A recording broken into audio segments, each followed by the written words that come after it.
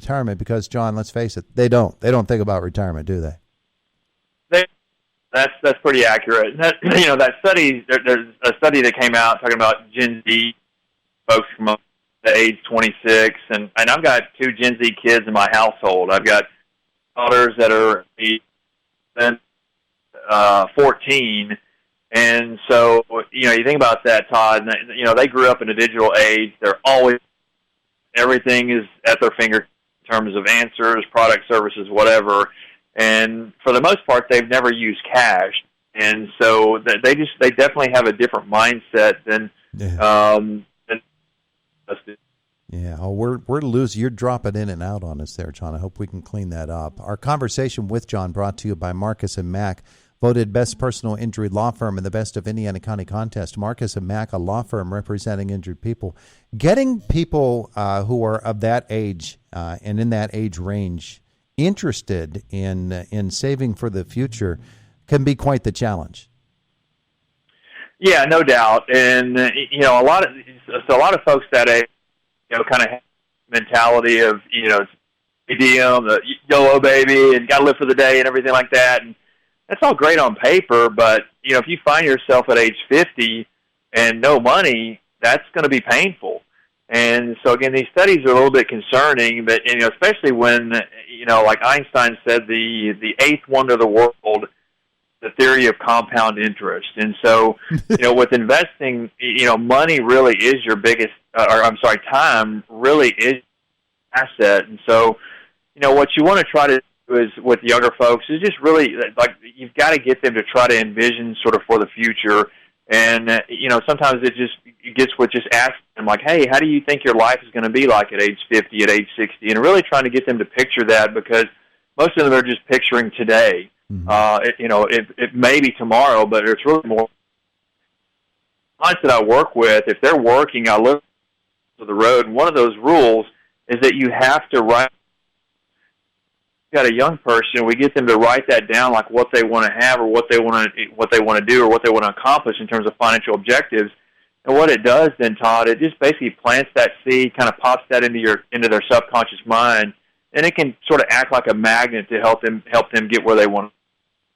Yeah, boy, we're still having those phone dropout problems here. I hope we can get that sounding a little bit better.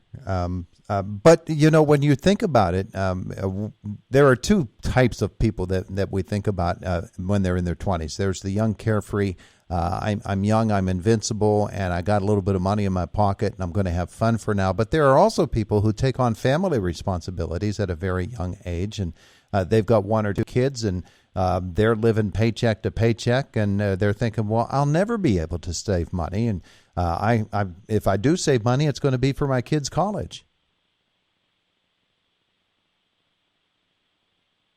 You still there, John? Uh-oh. We've lost John Lloyd. That's not good. Let me do up, because we're going to ask you about young folks and their different situations in their lives and savings, because you've got the young carefree spender, but you've also got the one with family responsibilities that says if I ever am going to save $1 or $2, I'm going to have to pile that into my child's college account, and I'll never get ahead.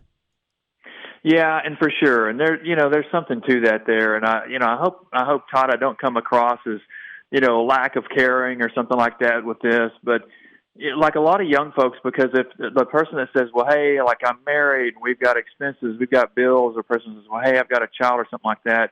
Well, guess what? The person that doesn't have that maybe doesn't have a child, they're also saying like, hey, I'm young, I don't have a lot of experience, I'm not making a lot of money, and so there really has to be a belief that you can do it. And I mean, without that, that's going to be very, very difficult. And I'm not saying that that's easy if you've got somebody that's young and maybe has a child or something like that. It certainly is going to be more difficult, but it really starts with having that belief system that, hey, there's a way to make it happen. And there's plenty of people out there that are young, that have kids, but they still find a way to make it happen. I think that's where, a good, whether it's a financial advisor or a family friend or somebody like that, that they can, hopefully plant that seed to say, hey, I get it, but let's see what we can do to try to make this happen. Yeah, and when you do find that financial advisor, odds are they're going to tell you something about, for instance, compound interest and how that can help you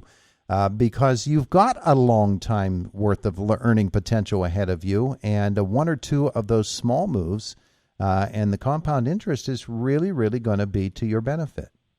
100% accurate. And, it's a thing, especially with, little changes, over a short time span don't make a big difference, but over time, it will massively change somebody's trajectory.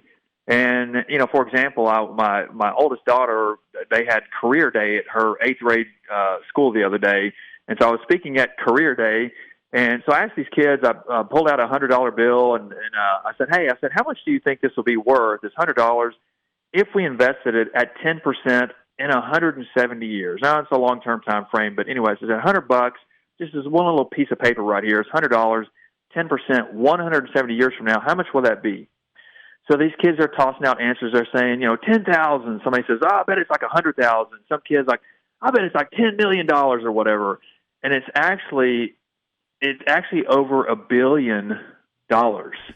And again, you just think like a $100 bill, like 170 years. Again, that's a long time, but you just think that literally would grow to $1 billion at 10%. And so, yeah, it is. It is concerning. On one hand, it's admirable. Hey, these younger folks, have a little bit different priorities.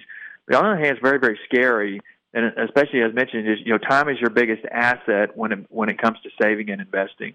Yeah, and to convince them of that is certainly the challenge that guys like you have that ahead of you. Do you get the opportunity to speak to young folks in that way very often? So I do a lot of presentations to various schools and organizations and things like that. A lot of times, it's my clients will say, "Hey, I need you to you need to speak to my child or my grandchild or something like that." And I'm certainly happy to do that.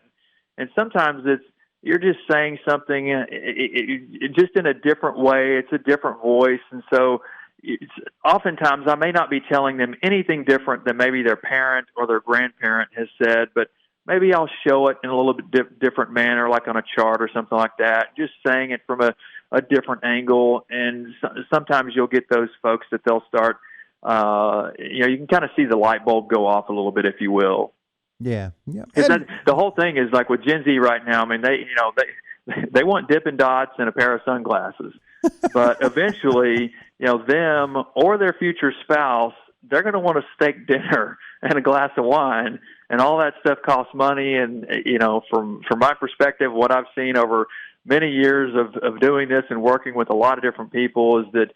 How you get that is by working hard. Now, John, a couple of minutes ago we were talking about holiday desserts, and now you've got me thinking about Dippin' Dots. Now I'm hungry. I'm gonna have to, That's right. Going to have to cut this one off. Hey, thanks so much for visiting us today. I wish we could have talked longer, but we had those phone difficulties. But it's good, solid advice. People want to learn more about you and what you do. What should they do?